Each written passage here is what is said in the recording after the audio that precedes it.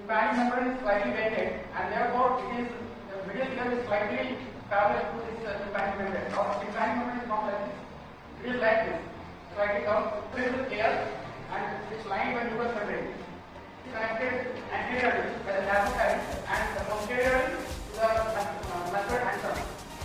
This is the dimension of the medial ear, and lateromedially it is 6 mm, 2 mm, and 3 to 4 mm.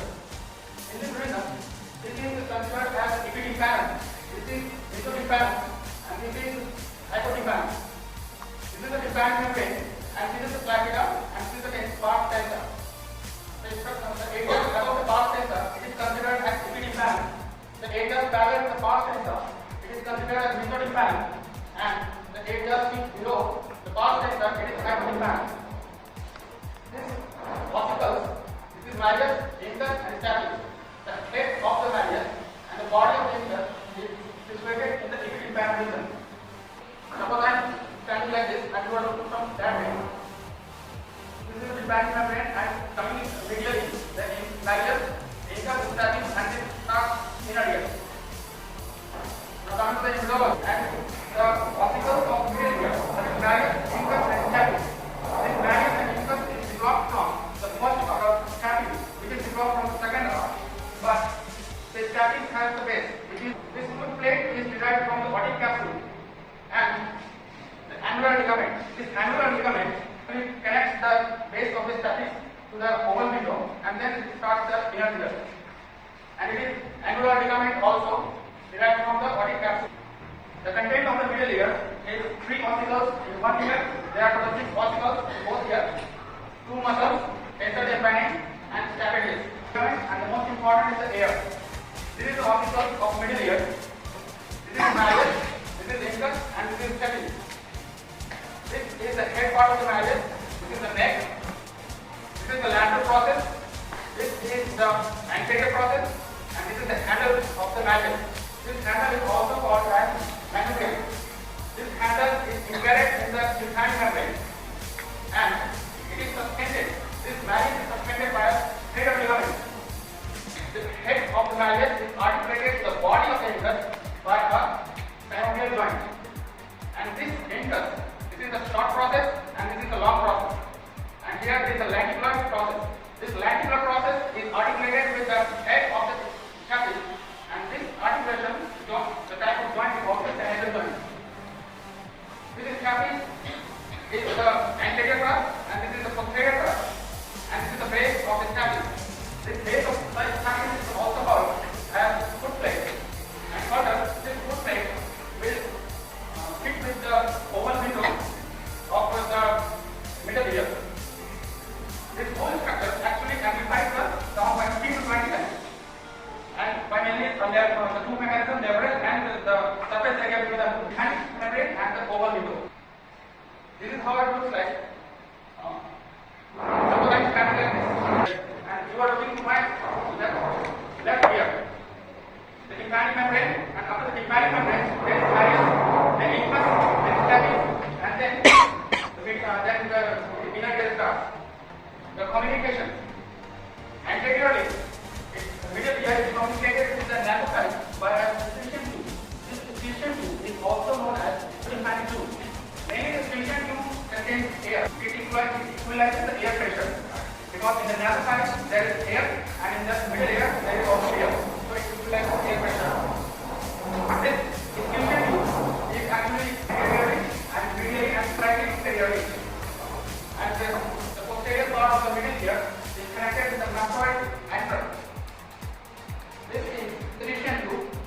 This is the middle ear. This is connected by the ossicles. This is the mastoid antrum, and this is mastoid air cell. This structure combined called as medial air flap.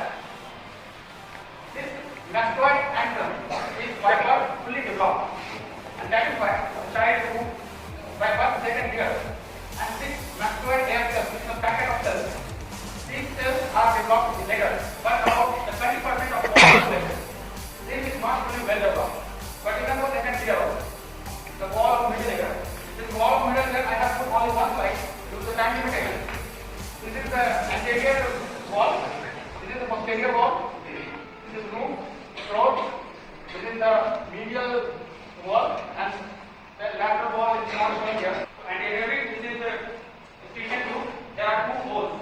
This anterior wall is also known as carotid wall.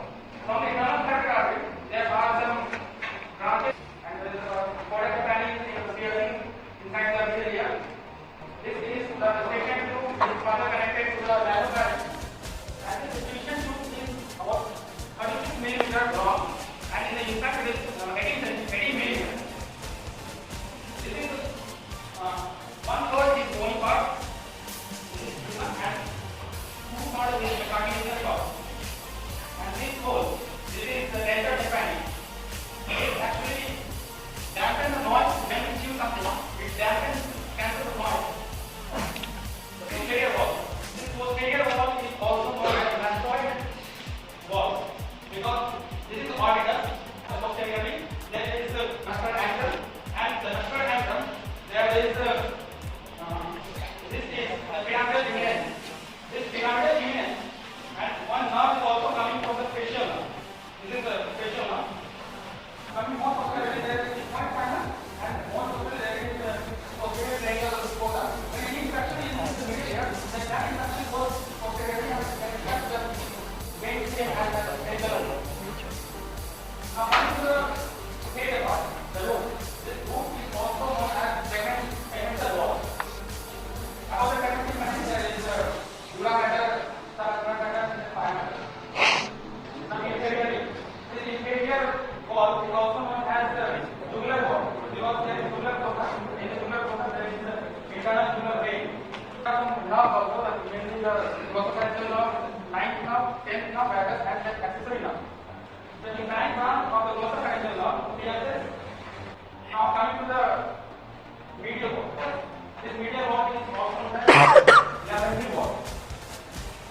This is the round oval where the stapedius is fixed, and then there are two lines and there are two round oval. In the round window, there is secondary tympanic membrane. This is the floor depressed towards the middle ear. This is mainly due to the basal floating of cochlea. Now, coming to the lateral wall.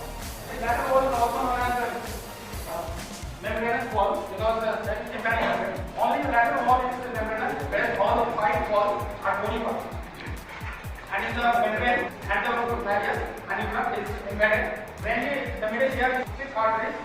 The 2 are main, anterior tympanic branch, axillary artery, scalophalangeal branch, the posterior auricular artery, and 4 minor stars. It was a branch of medial ventricular artery, superior tympanic branch of medial ventricular artery, branch of artery of stapedius canal, and tympanic branch of internal carotid. And the veins are stapedius venous tractus and superior petrosal sinus. The lymphatic veins and in addition to it is by retropharyngeal group of nodes. This is the last slide. Not supplied. It is supplied with tympanic branch of glossopharyngeal nerve.